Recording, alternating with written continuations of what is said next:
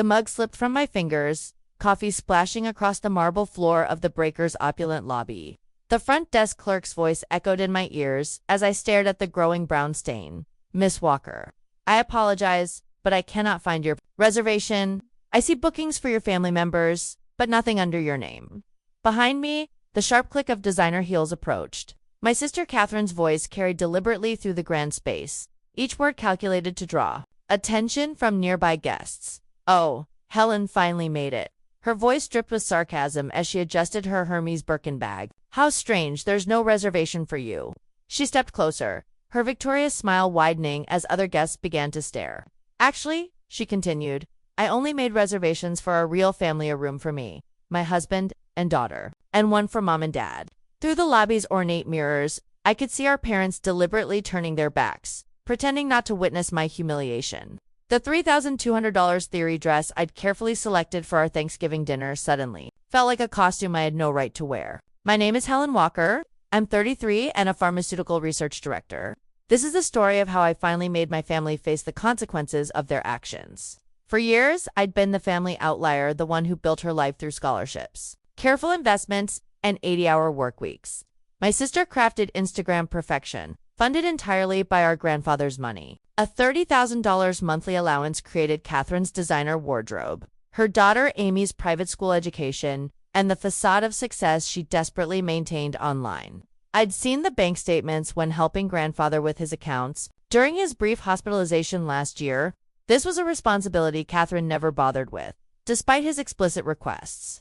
Today, standing in that lobby, something clicked within me. The same grandfather who had taught me to become someone who can stand on their own feet had unknowingly created monsters out of the rest, who had never learned to stand at all. I took a slow, deep breath and said, without changing my expression, "I see, then I'll leave." My voice came out calmer than expected. Readjusting my grip on my navy Rimowa suitcase, bought with my own money, not grandfather's, I politely nodded to the sympathetic front desk staff and opened the taxi hailing app. On my phone, Catherine's voice rose slightly, but I was already walking toward the entrance.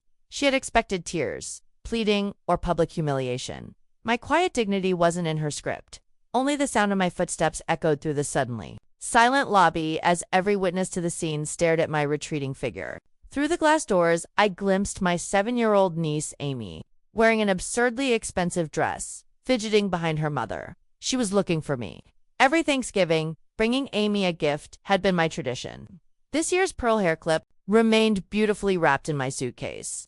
A gift chosen for the woman she might become, not the accessory her mother would make her into. In the taxi, I pulled out my smartphone and dialed my grandfather's number without hesitation. After our monthly financial review meetings began last year, we developed a much closer relationship than I had with my parents, who had always favored, "Catherine, Helen, what's wrong?" His voice carried its usual composure, but the question revealed he sensed something amiss. Our scheduled calls never fell on holidays, and he knew I'd be with the family at the breakers. "I have something to report," I began, my voice factual and emotionless. I laid out exactly what had happened. The missing reservation for me alone. Catherine's triumphant declaration about the real family, our parents' complicity through their silence. I didn't plead for sympathy or justice. I simply stated facts, as I'd learned to do in my pharmaceutical research. The data should speak for itself. On the other end, I could hear his breathing become slightly rougher. Only indication of his tightly controlled anger. "I understand. I'll handle this from here," he said, his voice low and heavy. What happened next unfolded with the precision of a clinical trial. Within 15 minutes, my phone exploded with notifications. 10 missed calls from Catherine, increasingly hysterical voicemails, and a flood of text messages.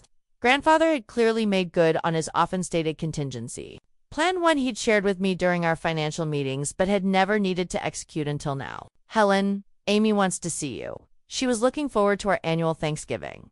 My friends are coming for dinner tonight. I was planning to post our perfect family Thanksgiving on Instagram. Do you know how embarrassing this situation is?" From my parents, emails started arriving. We could have added another room. But as Catherine said, we prioritize the real family. "You're independent now, aren't you? If you can afford it, why not get another room?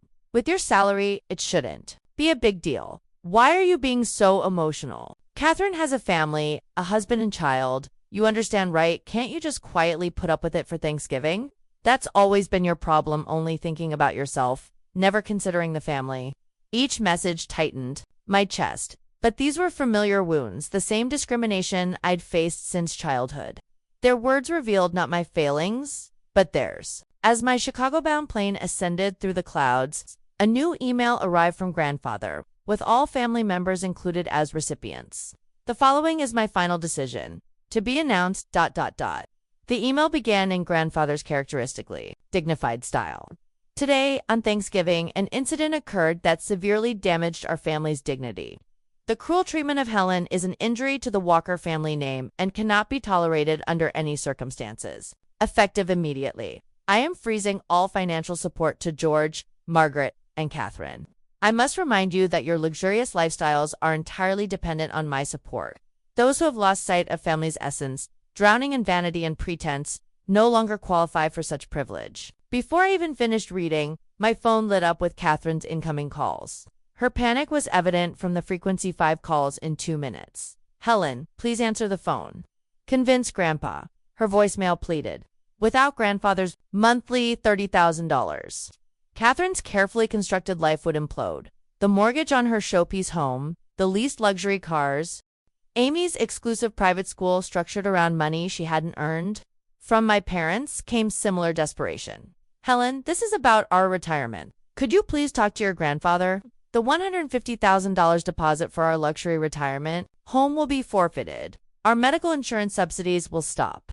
Their previous arrogance had vanished, replaced by uncharacteristic humility. I'm sorry for saying such terrible things earlier, but this is a family crisis. I quietly turned off my smartphone and gazed at the sea of clouds outside the window. The picture-perfect family Thanksgiving photos that had been posted on social media every year would not be uploaded this year. For Catherine, that might be an even bigger blow than the financial impact. After landing in Chicago, I connected to my home Wi-Fi to find over 100 unread messages. Their content had grown increasingly frantic. What am I supposed to do? I won't be able to pay the loans. What about Amy's school fees? We might not be able to get the retirement home deposit back. What are we supposed to do now?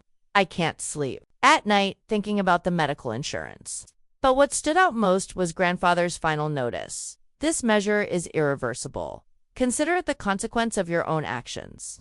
Any objection to my decision will result in the termination of all remaining support. I calmly read through the incoming messages. Their formerly arrogant tone had transformed completely into desperate pleas. Never before had each family member's true nature been so clearly revealed. Setting down my smartphone, I brewed tea in my kitchen. By now, I would normally have been enjoying the hotel's luxurious Thanksgiving dinner, a special course worth $200 per person. The thought made me smile slightly. Every year, my sister's family had posted about this lavish dinner on social media. Yet in reality, they had been struggling even to make monthly credit card payments. A new call came in, this time from Catherine's husband. Mixed with panic and confusion were words criticizing his wife's spending habits. It seemed cracks were appearing in their marriage as reality set in. Through my apartment window, Chicago's night skyline quietly sparkled. I remembered my own credit card statement. Full payment every month, moderate luxury within my means, no debt. Grandfather's favorite saying came back to me. Vanity is for others, savings are for yourself. In this city, I had carved out my life through my own efforts. As grandfather said, I had become someone who could stand on her own feet. And now, I deeply felt that choice had been the right one. From my smartphone, incoming calls continued, but they were voices that would no longer reach me. 2 weeks after Thanksgiving, Chicago received its first December snow, while my daily routine in the pharmaceutical company's laboratory remained unchanged. My family's situation had undergone a dramatic transformation. My sister's Instagram, previously updated almost daily with carefully staged photos of luxury items and exotic locations, had fallen silent. Her last post, a photo of her Hermes bag at an upscale restaurant, tagged with #DreamLifestyle, now seemed painfully ironic beneath comments praising what a wonderful life. Emails from my father finally showed genuine remorse. I'm reflecting on our years of extravagant living. We spoiled Catherine too much and were cold to you. I'm sorry. Similar messages arrived from my mother. With their medical insurance subsidies cut off, they were finally realizing the true cost of healthcare. Our pension alone is nowhere near enough.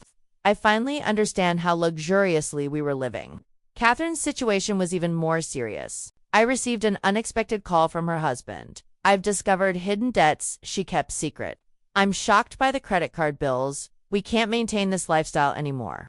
With grandfather's support suddenly cut off, their facade of affluence was rapidly crumbling. We're considering moving to a cheaper house and looking at public schools for Amy too. Catherine cries every night, his voice mixed exhaustion and resignation.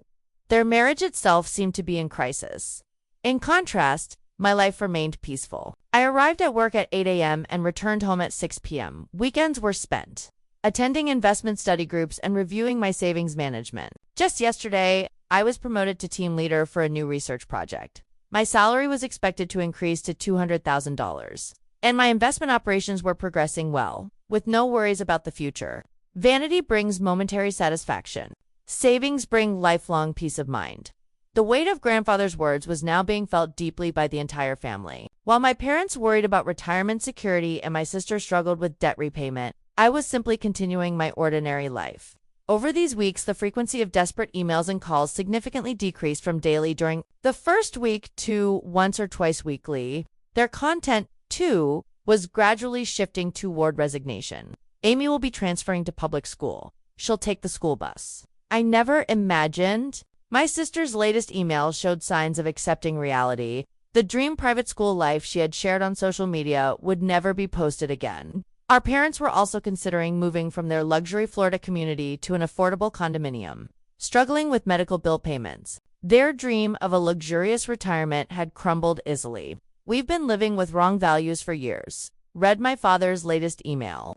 However, whether this realization would become a catalyst for restoring true family bonds remained uncertain. Last week, I received a concise email from grandfather. Awakening to the truth of life sometimes brings pain, but it's necessary pain. Your decision gave them an important lesson. I didn't reply. I just quietly saved the email. 3 months after that Thanksgiving, early signs of spring began appearing in Chicago. My life hadn't changed, or rather, it had become even more fulfilling. The new project at the pharmaceutical company was progressing smoothly, and last week, I received notice of promotion. My achievements as research director were recognized, and my investment trust operations continued to grow steadily. From my office window, I could see Lake Michigan's vast surface, its waves sparkling in the spring sunlight, conveying a quiet hope. New research data piled on my desk. Time immersed in work remained my most precious time. A birthday present arrived from grandfather the other day, a simple pearl necklace. The attached card bore a single line in his familiar, elegant handwriting. True brilliance dwells in those who stand on their own feet. I'd started maintaining minimal contact with my parents. They'd moved from their luxury Florida community to an affordable condominium and seemed to be gradually adapting to reality. Luxury brings momentary joy, but there's genuine security in a grounded lifestyle. My mother's email contained words of genuine understanding for the first time. My sister's family had moved to an ordinary suburban neighborhood. Amy had started attending public school and was getting used to riding the school bus. Catherine's social media remained inactive. How empty it all seems now, posting just to keep up appearances. Such words appeared in a rare email from my sister. Days spent struggling with credit card payments. Their marriage was still strained, but at least they were no longer turning away from reality. In my desk drawer, the pearl hair clip I had prepared as Amy's present remained beautifully wrapped. Someday, when she realizes true value, when she understands the importance of standing on her own feet rather than counting social media likes, perhaps that will be the right time to give her this clip. Last week, I received a text from Amy sent from her mother's phone. It was simple: Aunt Helen, when can I see you again? I stared at the message for a long time. Perhaps the necessary pain had begun to heal something more important than appearances. I texted back, soon. Outside my window, early spring winds rustled through the street trees, announcing the beginning of a new season, not just for the city, but perhaps for our family as well.